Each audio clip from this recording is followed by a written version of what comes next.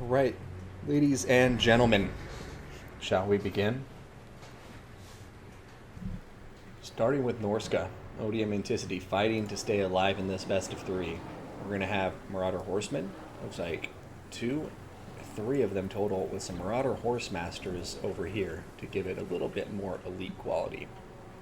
Marauders in the center, got two Marauder Berserkers behind them. Over here, we're going to have four Skin Wolves. Gotta love Skin Wolves in this matchup. We'll see where they go and what they have to come up against. And then other than that, we have a Shaman Sorcerer of Fire.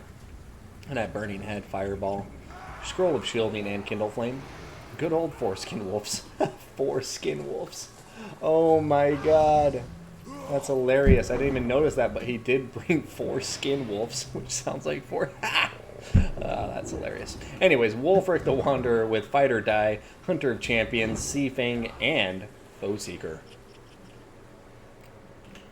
I know, Maradi, I didn't even mean to do it, but if you bring Skin Wolves and you bring four of them, then it naturally sounds like I'm calling them four Skin Wolves.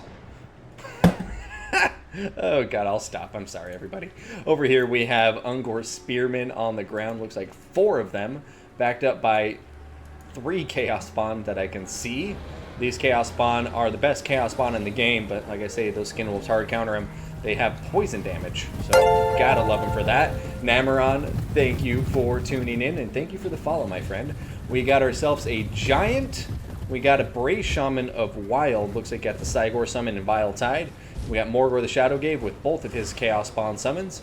And then we have Centaurs. Looks like we're going to have three of them here. Got two Poison Warhounds to support them, another two, so we have a total of four Centaurs with three Poison Warhounds. We have a fifth Ungor Spearman herd coming up from that side of the forest as well. And we'll see what happens. You can see that the Beastmen have gone heavy on the mobility. They'll have to micro their hearts out, because if these Skin Wolves catch them, they'll be in a world of hurt. But here they go. Looks like they're going to be trying, I'm not sure what they're trying to do, besides hit Marauders and maybe pull out immediately before they get caught with their pants down. Alright, Terror kicking in there, but yeah, overall, not a bad trade. They did get some damage done on the Marauders, caused their opponent to react, which sometimes is more important than getting damage in certain scenarios. And now you can see that the Norskins, what that kind of did, and maybe I'm looking too much into this, but it forced them to condense here, which is allowing the Beastmen frontline to get into a place, because if the Beastmen want to win this, they need to get the Norskins bunched up and then just flex their mobility. They need to immobilize the Skin Wolves and then hit him from every other side. We're going to see a Burning Head going down here. A nice dodge by the Beastman player, going to move forward to narrowly avoid that cast. Over here, the Skin Wolves look like they're able to catch some of the Centaurs, and they are just gunning for it. And right now, it looks like the Beastmen are going to be trying to come around and cut them off from the rest of their army. Will they be successful, though, is the big question here. And right now, the Skin Wolves are just getting the better of these engagements. But now that they've turned around to run back into their own lines, one of the Skin Wolves is getting caught out and taking a ton of damage. Here comes a Seafang that may be absolutely disgusting. It's going to go through quite a lot of units, do some good damage. Nothing too heinous as I thought it might be, but still doing some good work. Meanwhile, the Beastman forces are pushing heavy on the left flank. We have Chaos Spawn pushing forward. One of the Skin Wolves has routed, but a lot of the Beastmen cavalry, the Centaurs, the Poison Warhounds, have taken some serious damage. But I guess all things considered, if they can eliminate this unit of Skin Wolves, that's probably a fair trade to kill one of them off completely. But here comes that Burning Head again, and that Burning Head is going to be disgustingly effective against those Ungor Spearmen. It's going to shatter both of them immediately, and the Chaos Spawn are going to have to hold down this engagement on their own now. The Burning Head and the Seafangs here, the Beastmen are going to have to watch out. Right now we see the Skin Wolves coming in over here, hitting the Chaos Spawn from the rear, and that's all four Skin Wolves are still online, including the one that we thought might die there. We're going to be seeing the Giant with Morgor the Shadow Gave coming over here. Chaos Spawn summon perhaps coming down here. Not sure. It looks like it's going to get dropped, actually, as Morgor the Shadow Gave got knocked over by Wulfric. Hunter of Champions is on top of Morgor. Going to see the Norscan skirmishing forces now coming from around the back of the Beastmen, and now they're going to start throwing javelins in here. And I have to say, it's looking pretty good for the Norskins, but as I say that, I don't know if you've noticed, but Wolfric the Wanderer has been getting shot with all of the javelins intended for the Giant, but there goes another Burning Head. And look at this, the Skinwolves. They're routing, the Burning Head going through there, these Skinwolves getting terror routed. The Beastmen suffering a lot from that Burning Head though, and I don't know, will they be able to break these Skinwolves here? Maybe, just maybe, but they need to start getting a ton of damage down on top of Warwick, and they've actually done an admirable job bringing him down about half HP. Here comes that next Sea Fang though. Where's it going to go? Right through the Beastman formation, doing some nice damage, slowing down the Centaurs and other units. A little bit of friendly fire. If these Chaos Spawn wear out their summon before the Skinwolves are dead, that might mean the Centaurs lose it.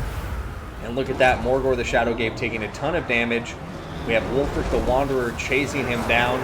He's going to run away and try to regenerate that HP. We'll see if he is successful or not.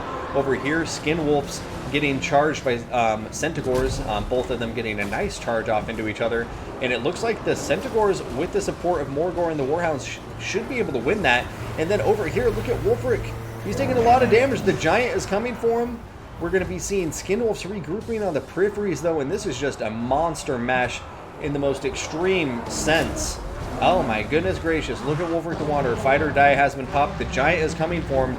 Now that the Poison Warhounds and Centaurs have hit him from the other side, they're hoping to keep him in place, but he is just not giving up. He is after Wolfric, he is after Morgor the Shadowgate. He has tunnel vision, and at the end of that tunnel, he sees Morgor and nothing else. Giant? I don't even know what you are. Get out of here. But here it comes. Bray Shaman of Wild has those Cygor summons. I haven't seen any. Maybe one was initially there, and I just missed it like a big old dummy. But if that Cygor summon can come down when Wolfric's in combat, so the Giant and him can team up on him, then that may be just what is needed for the Beastmen to pull through and then win this. Look at that, Wolfric the Wanderer taking a ton of damage, 419 HP. He is routing. Chaos Spawner coming over here, and oh my goodness, if Wolfric goes down here, do the Beastmen even have a chance? Over here, Skinwolf's fighting Morgor the Shadowgate. Morgor the Shadowgate gonna win that combat, and the Terror Route is kicking in there. But still, we are going to be seeing that the Norskins have the lead in the balance of power. Oh my goodness gracious, people. Oh my goodness gracious. Over here, Chaos Spawn diving in. Will the Bray Shaman be able to hold on? Morgor the Shadowgate getting in combat. If he can regenerate HP, then he can still win this. He just needs to regenerate his heart out. Morgor the Shadowgate, heal, my friend. But the Norskins, I think, still got this because their Marauder Horsemen are still alive and well. Oh, they did just run out of ammunition, though, so we'll see. But I feel like with the surrounds, they should be able to rout the Bray Shaman, Caster, and Morgor in turn. And the army losses are kicking in, but holy hell, what a beautiful fight. That was a close one. And we're going to an ace match, ladies and gentlemen. Windwolves will come back with the nice HP. Oh, man. Oh, God. Oh, God.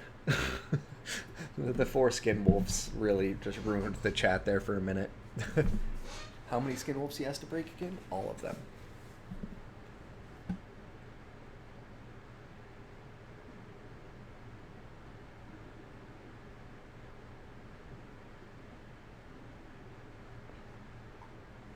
Man, the Beastmen did make it very close. I'm trying to think what I would have liked to have seen differently.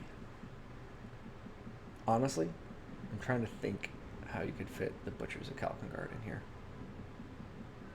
The Beastmen needed terror. Honestly, if they had a Manticore summon, game over.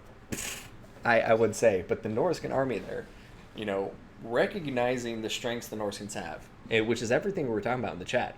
You have the Skinwolves. You happen to have 4 of those things. And they are perfect at killing Chaos Spawn, Centaurs, Warhounds, literally anything the Beastmen bring.